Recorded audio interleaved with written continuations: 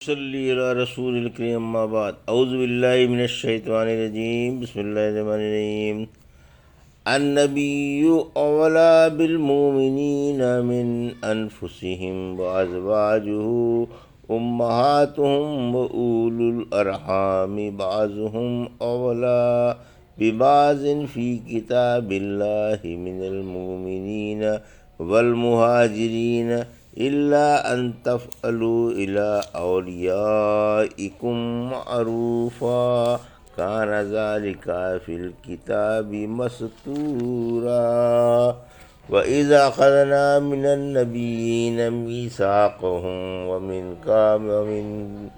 نوح وإبراهيم وموسى وعيسى ابن مريم وأخذنا منهم ميثاقا غليظا ليسأل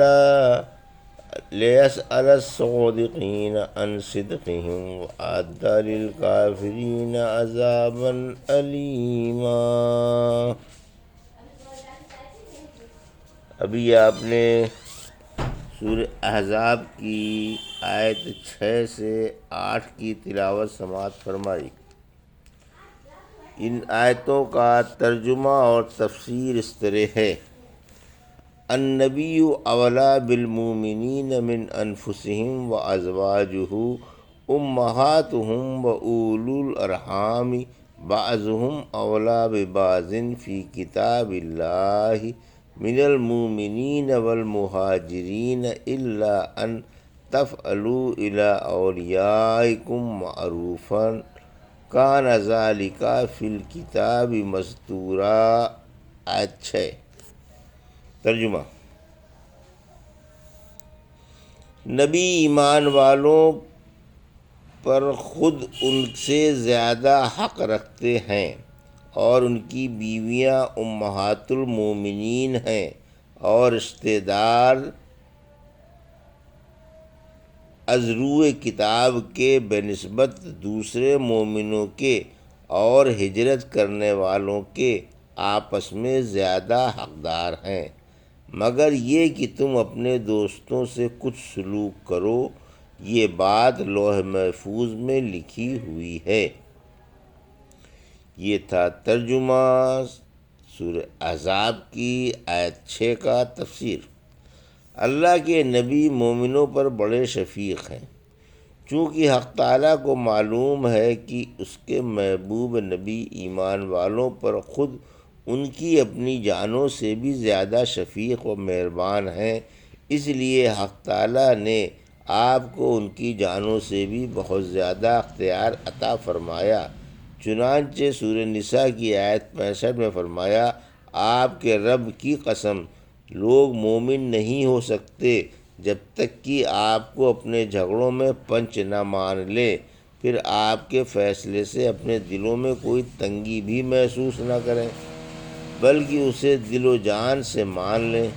ایک صحیح حدیث میں ہے: اس کی قسم جس کے ہاتھ میں میری جان ہے، کوئی مومن نہیں ہو سکتا جب تک کہ میں اسے اس کی جان و مال سے، اس کی اولاد سے اور تمام لوگوں سے زیادہ پیارا نہ لگوں۔ عمر رضی اللہ عنہ نے کہا: اے اللہ کے رسول صلی اللہ علیہ وسلم، اللہ کی قسم آپ مجھے تمام چیزوں سے زیادہ پیارے ہیں بحرص اپنی جان کے۔ فرمایا: نہیں اے عمر، جب تک کہ میں تمہیں تمہاری جان سے بھی زیادہ پیارا نہ لگوں۔ بولے: اللہ کی قسم اب آپ مجھے تمام چیزوں سے بلکہ اپنی جان سے بھی زیادہ پیارے ہیں۔ فرمایا: ہاں اب ٹھیک ہے۔ قرآن بھی یہی بتاتا ہے کہ نبی مسلمانوں کے ان کی جانوں سے بھی زیادہ حقدار ہے۔ رحمت عالم صلی اللہ علیہ وسلم نے فرمایا: میں دنیا اور آخرت میں ہر مسلمان کا سب سے زیادہ حقدار ہوں۔ اگر چاہو تو النبی اولا بالمؤمنین من انفسہم پڑھ لو۔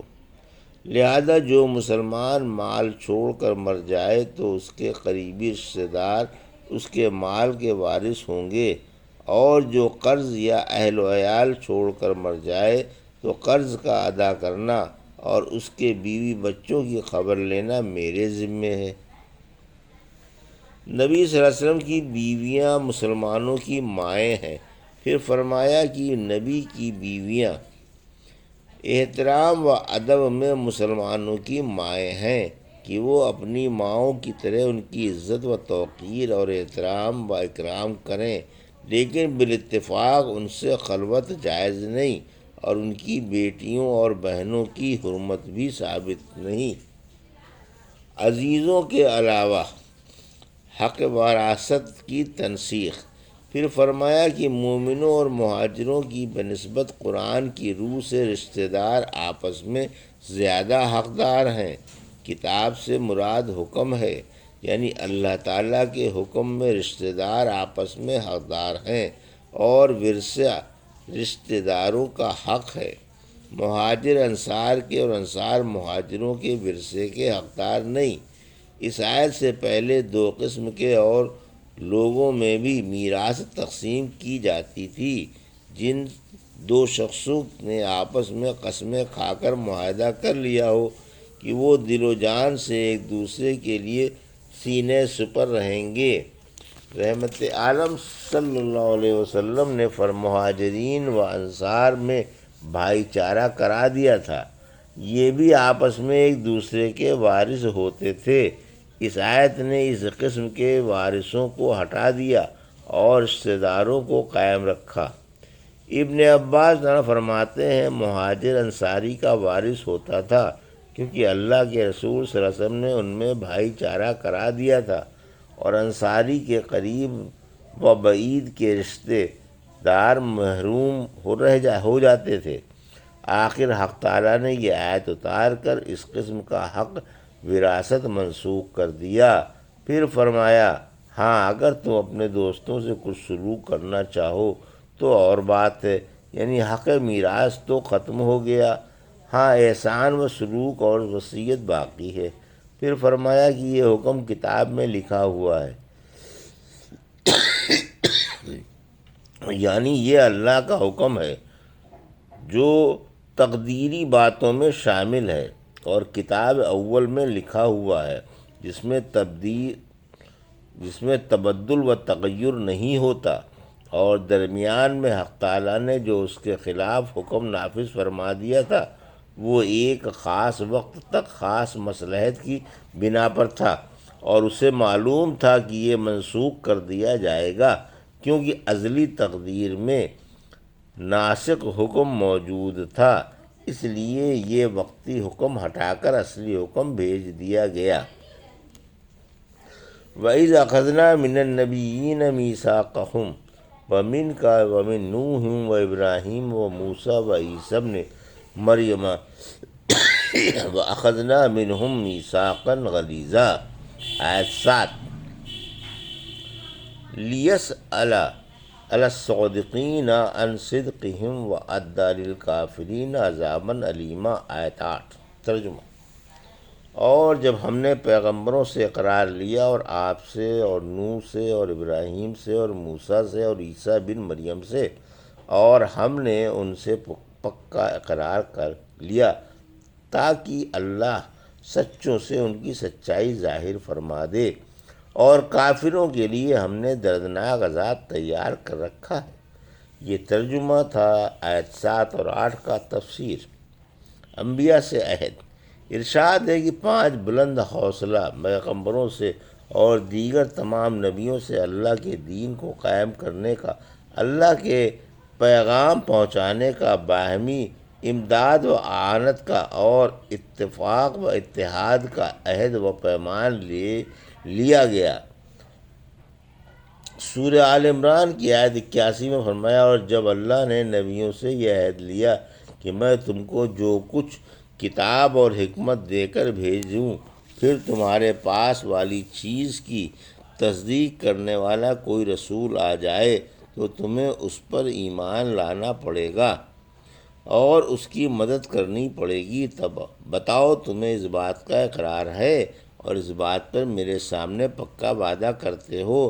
انہوں نے جواب دیا کہ ہم اقرار کرتے ہیں۔ فرمایا اچھا اب گواہ رہنا اور میں بھی تمہارے ساتھ گواہ رہوں گا۔ رسولوں سے یہ عہد رسالت دیے جانے کے بعد لیا گیا، پھر عام نبیوں کے بعد خاص خاص عالی حوصلہ پیغمبروں کا نام لیا جس سے ان کی عظمت اور جلالت شان ظاہر ہوئی۔ سورہ شورا کی آیت 13 میں فرمایا اللہ نے تمہارے لیے وہ دین تجویز فرمایا ہے جس کا نوح کو حکم دیا اور جس کی ہم نے آپ پر وحی کی، اور جس کا ہم نے ابراہیم، موسیٰ و عیسیٰ کو حکم دیا کہ یہ دین قائم رکھو اور اس میں پھوٹ نہ ڈالو۔ اس آیت میں بھی 5 بلند حوصلہ پیغمبروں کا نام ایک خاص ترتیب سے لیا گیا ہے۔ شروع میں حضرت نوح علیہ السلام کا نام ہے جو سب سے پہلے پیغمبر ہیں، اخیر میں خاتم الانبیاء کا بیان ہے، اور درمیان میں ترتیب سے حضرت ابراہیم، حضرت موسیٰ، حضرت عیسیٰ کا بیان ہے، اور پھر جس حکم کے بجا لانے کا عہد لیا گیا ہے وہ یہ ہے کہ دین قائم رکھو اور اس میں پھوٹ نہ ڈالو۔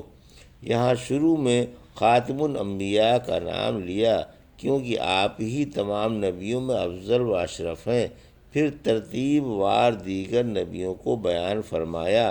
ابو ہریرہ تعالیٰ فرماتے ہیں تمام انسانوں میں 5 بزرگ انبیاء سب سے بہتر اور افضل ہیں، حضرت نوح، حضرت ابراہیم، حضرت موسیٰ، حضرت عیسیٰ اور خاتم الانبیاء حضرت محمد صلی اللہ علیہ وسلم جو ان 5 میں بہتر ہیں۔ ابی بن کعب رضی اللہ عنہ فرماتے ہیں حضرت آدم علیہ السلام کو اٹھایا گیا، آپ نے اپنی تمام اولاد دیکھی جن میں مالدار، نادار، خوبصورت اور بدصورت ہر طرح کے انسان تھے۔ کہنے لگے اے رب کیا اچھا ہوتا کہ اگر تو اپنے بندوں کو برابر برابر کر دیتا۔ جواب ملا مجھے یہ بات پیاری ہے کہ لوگ میرا شکر ادا کریں۔ آپ نے ان میں نبیوں کو بھی چراغوں کی طرح جگمگاتا دیکھا، ان پر نور چھایا ہوا تھا، ان سے علاوہ عام میثاق کے ادائے رسالت و نبوت کا بھی عہد لیا گیا۔ اسی عہد کے بارے میں حق تعالیٰ فرما رہا ہے وَإِذَا أَخَذْنَا مِنَ النَّبِيِّينَ مِيثَاقَهُمْ وَمِنْكَ وَمِن نُوحٍ۔ میثاق بڑے پکے عہد کو کہا جاتا ہے۔ آیت 8 یعنی تاکہ اللہ احکام رسالت کی تبلیغ کرنے والوں سے انبیاء کرام کی صداقت دریافت کرے، اور اس نے کافروں کے لیے دردناک عذاب تیار کر لیا ہے۔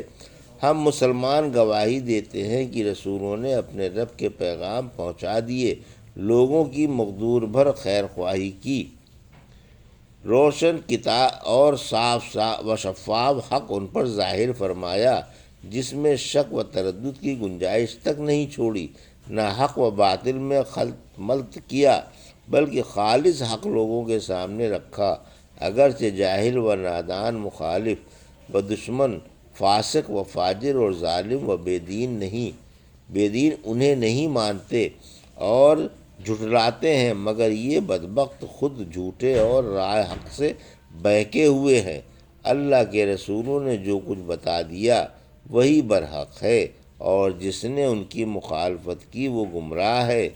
اے اللہ ہمیں گواہوں میں لکھ لے اور ہمیں توحید و ایمان پر ثابت قدم رکھ، آمین۔ جنت والے بھی رسولوں کی صداقت کی گواہی دیں گے۔ سورہ اعراف کی آیت 43 میں بلا شبہ ہمارے رب کے رسول حق لے کر آئے۔ یہ تھا سورہ احزاب کی آیت 6 سے 8 کا ترجمہ اور تفسیر جو بھی آپ نے سماعت فرمائی۔ بارک اللہ لی و لکم فی القرآن الحکیم و نفعنی وایاکم بآیات الذکر الحکیم۔